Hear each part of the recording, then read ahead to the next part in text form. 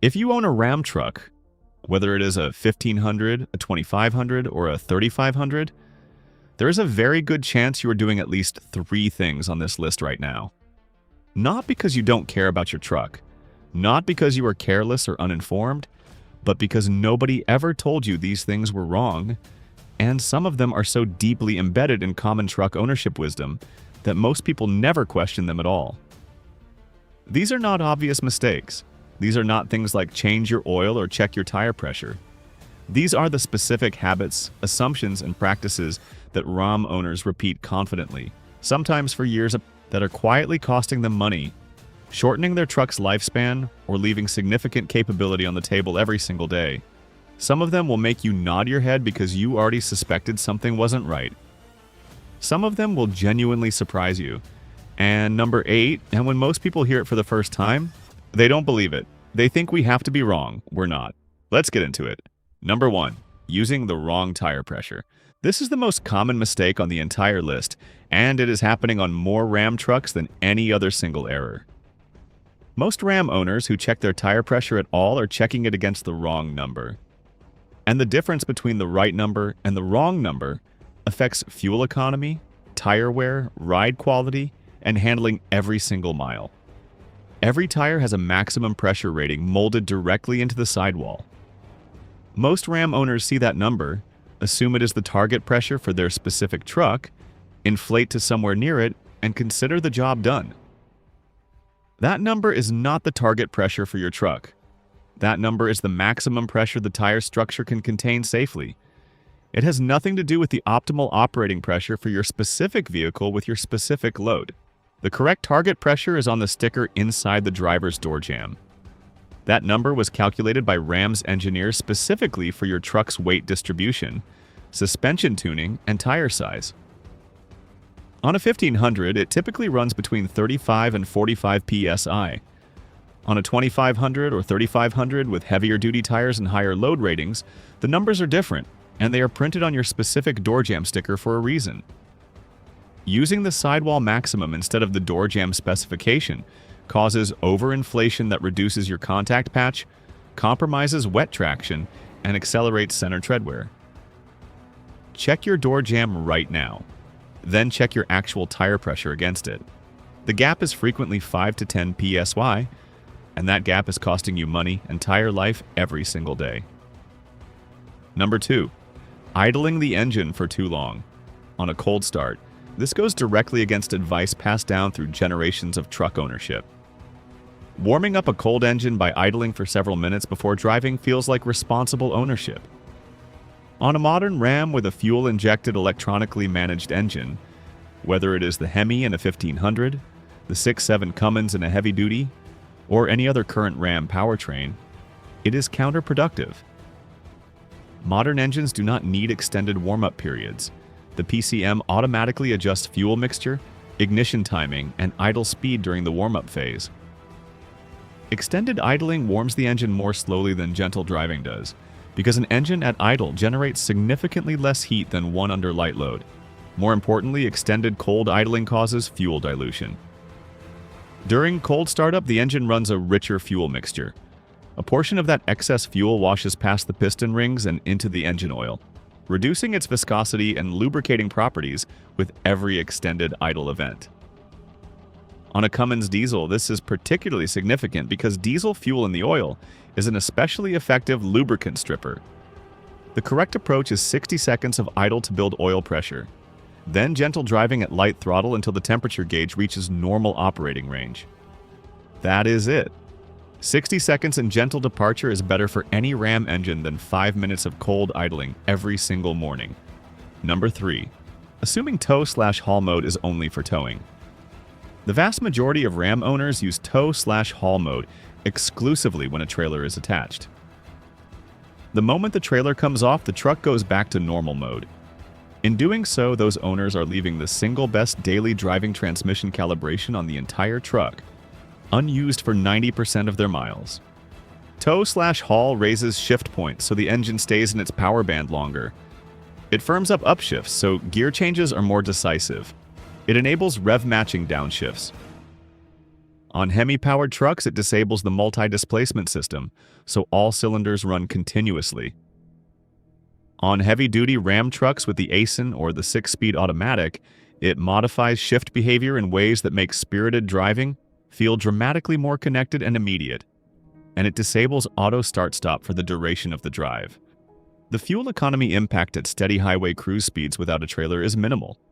The driving experience improvement is immediate and significant on every Ram truck across every powertrain. Try tow/haul on your next commute with nothing attached. Drive it for 30 minutes, then switch back to normal and feel the difference. The number of Ram owners who make this discovery and never go back to normal for spirited driving is significant across every model in the Ram lineup. Number 4.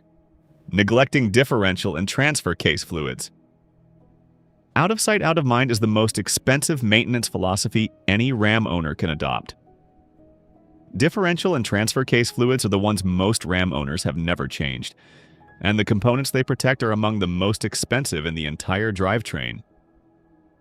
On a 1500, the rear differential gear oil degrades under the extreme pressure of the rings and pinion gears over tens of thousands of miles. A rear differential replacement runs $800 to $1,500. A fluid service runs $50 to $100. On a 2500 or 3500 with a solid front axle and a rear differential, both front and rear differentials need regular fluid service. And with the torque loads these trucks put through their axles under towing and hauling, the fluid degradation happens faster than most owners realize. Service differential fluids every 30,000 miles under normal conditions. Every 15,000 miles if you tow or haul regularly. Use the correct specification for your specific axle. Check your owner's manual because specifications vary between axle ratios and limited slip versus open differential configurations. If your Ram has 4-wheel drive, the transfer case needs service at the same interval. These are not optional. They are critical drivetrain fluids that the vast majority of Ram owners across all model lines have never touched. Number 5. Ignoring the payload sticker. Most Ram owners know their tow rating. Ask them their payload rating and you get a blank look. That gap costs money and creates safety problems across the entire Ram lineup. And it is more significant on 1500s than most owners realize, and more complex on heavy duties than most owners appreciate. Your payload rating is the maximum weight your truck can carry in the cab and bed combined, including every passenger, every piece of cargo, and critically the tongue weight of any trailer you are pulling. On a 1500 crew cab, the payload rating can be as low as 1,400 pounds depending on configuration. That sounds like a lot until you add 2 passengers, gear, a toolbox, and a trailer with a 1,000-pound tongue weight. And suddenly you are at or over the limit before anything goes in the bed. On a 2500 or 3500, the payload ratings are higher, but the loads these trucks are frequently asked to carry are also dramatically higher. Fifth wheel and gooseneck connections put tongue weights directly over the rear axle, and those weights count against payload regardless of the truck's towing capacity number. Read the payload sticker on your specific truck's door jamb. Know the number. Factor in tongue weight on every tow. This is the information that separates safe and responsible heavy hauling from the kind that wears out drivetrains and frames years ahead of schedule. Number 6. Waiting for the oil life monitor to hit 0. The oil life monitoring system on Ram trucks is genuinely sophisticated. It monitors temperature, load, RPM, cold start frequency, and driving conditions to estimate remaining oil service life in real time. It is also calibrated with a meaningful buffer, meaning by the time it reads 15%, it is already past the point where the oil is performing optimally. Most Ram owners treat 0% as the deadline. The owners who consistently get high mileage out of Ram engines treat 20 to 30% as the action point. That difference in habit corresponds to a real difference in oil condition at the time of change, and a real difference in accumulated engine wear over hundreds of thousands of miles. On Cummins-powered 2500s and 3500s, this matters even more. The Cummins diesel combustion process introduces more soot and combustion byproducts into the oil than a gasoline engine does. and the oil's ability to hold those contaminants in suspension degrades over time in ways that the monitor's algorithm only partially accounts for. Change your Cummins oil on the early side of the monitor's range under any working conditions. Fresh oil in a diesel that works for a living is not optional maintenance. It is the primary thing standing between your engine and premature internal wear. Number 7. Not using cruise control on the highway. This one is dismissed as a comfort feature on Ram trucks, and that dismissal costs owners real money in fuel on every highway mile they drive. The human right foot is not a precision instrument. Even attentive drivers make continuous micro-adjustments. Small accelerations, small lifts, subtle throttle variations in response to grades and headwinds. Every one of those micro-corrections burns fuel. Cruise control maintains a perfectly steady throttle position with far greater precision than any human foot, or makes extremely small and precise adjustments on grades that produce significantly less fuel consumption than manual throttle management. Independent measurement consistently shows between 7 and 14% better highway fuel economy with cruise control engaged versus manual throttle on the same route. On heavy-duty Ram trucks, this matters even more. A 2500 or 3500 with a Cummins gets dramatically different fuel economy under steady-state cruise versus variable throttle inputs. And on a truck that may average 10 to 14 miles per gallon, the difference of 1 full mile per gallon over a year of highway driving is significant money. Engage cruise control every time your Ram is on an open highway. It is not a luxury. It is free fuel economy improvement that most Ram owners are leaving on the table every single drive. Number 8. Thinking auto start-stop is killing your engine. This one will blow your mind. Here it is. The one that generates more heated debate in the Ram community than almost any other single topic, and the one where the prevailing community wisdom is most dramatically contradicted by engineering reality. Auto start-stop shuts the engine off at red lights and restarts it when you release the brake. The moment it appeared on Ram 1500s, the community pushback was immediate and passionate. Cold starts are the most wear-intensive part of any engine's cycle. Starting and stopping constantly is going to destroy the engine. This is one of the most widely held beliefs in the entire Ram community. And it is wrong. Here is what actually happens when auto start-stop shuts your Ram's engine off at a light. The engine is at full operating temperature. The oil is fully warmed and fully coating every critical surface. The camshaft lobes, the crankshaft bearings, the cylinder walls. When the engine shuts off, that oil film does not immediately drain away. It stays on the surfaces. When the engine restarts 10 or 20 or 30 seconds later, the oil film is still present. Oil pressure rebuilds in under a second on a warm engine with warm oil already coating every surface. This is categorically different from a cold morning start, where the engine sat overnight and oil drained from the upper components into the pan. It is a warm restart from a fully lubricated state. Ram engineered the auto start-stop starter motor to handle tens of thousands of warm restart cycles. It is a significantly more robust unit than the conventional starter it replaced. The wear contribution of an auto start-stop restart is a small fraction of the wear of a single cold morning start. The fuel economy benefit in real-world mixed driving is 3 to 8%. On a Ram that does significant city driving, that is a meaningful annual fuel saving. Turn it off if the system bothers you. The button is right there on the console. But do it knowing you are trading a real fuel economy benefit for personal preference. That is a valid choice. It is just not the engine-protecting choice most people who disable it believe they are making. Number 9. Skipping tire rotations. Tire rotations are the maintenance item that gets deferred more than any other on Ram trucks. The tires look fine. The truck drives straight. There is no visible problem. So it gets pushed back until it does not. Front and rear tires on any Ram truck serve fundamentally different functions. Front tires steer and experience lateral scrubbing forces on every turn. Rear tires primarily propel and develop different wear patterns over time. On four-wheel drive trucks, the wear distribution across all four corners is more complex still. On heavy-duty Ram trucks with significantly larger and more expensive tires, the financial stakes of skipping rotations are even higher than on a 1500. Unrotated tires develop wear patterns that become self-reinforcing, deepening and accelerating the longer the tire stays in the same position.